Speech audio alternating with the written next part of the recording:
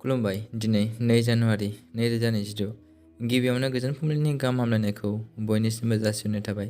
राशिफोरखौ फरायनायनि सिगां आंनिफ्राय आनान गसाइनिसिम आरज खालामनाय जायोदि दिनैनि साना बुहुमनि साफ्रोमबो सुबुंफोरनि थाखाय गाहामैनो गाहाम बारलांनो हायो।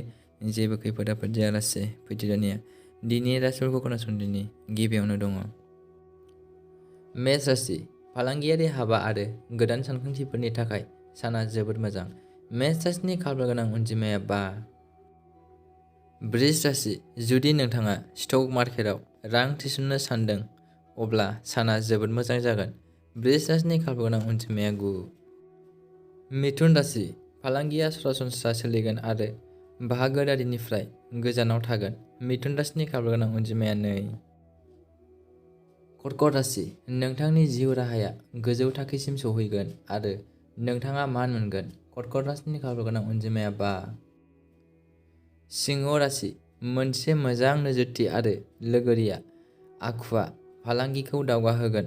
सिंह राशिनि खाफाल गोनां अनजिमाया 4। कन्या राशि साख्रिनि थाखाय नाजानाया जाफुंसारगोन। कन्या राशिनि खाफाल गोनां अनजिमाया 5। तुला राशि फालांगिया सरासनस्रा थागोन आरो रां बासायनाया मोजां जागोन। तुला राशिनि खाफाल गोनां अनजिमाया 3। वृश्चिक राशि फालांगिया मोजाङैनो थांगोन आरो नोंथाङा समायना बेसादफोराव खरसा खालामगोन। वृश्चिक राशिनि खाफाल गोनां अनजिमाया 1। धनु राशि फालांगियाव थागिबिनि सानस्रिजों सुबुंफोरा गोहोम गोग्लैगोन आरो सानस्लाबै रांखान्थियारि मुलाम्फा जागोन। धनु राशिनि खाफाल गोनां अनजिमाया 6। मकर राशि फालांगियाव खहा जानाया नोंथांनि सावस्रियाव गोहोम खोख्लैगोन। मकर राशिनि खाफाल गोनां अनजिमाया 3। कुम्भ राशि गावनि जिउनि लोगोरिनि सावस्रिखौ जोथोन ला। देहा फाहामसालियाव थांनो गोनां जानो हागौ। कुम्भ राशिनि खाफाल गोनां अनजिमाया 3।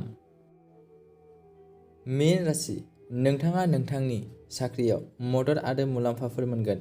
मीन राशिनि खाफाल गोनां अनजिमाया 8। दिनैनि राशि फरायनाया एसेनोसै। गोजोन्थों।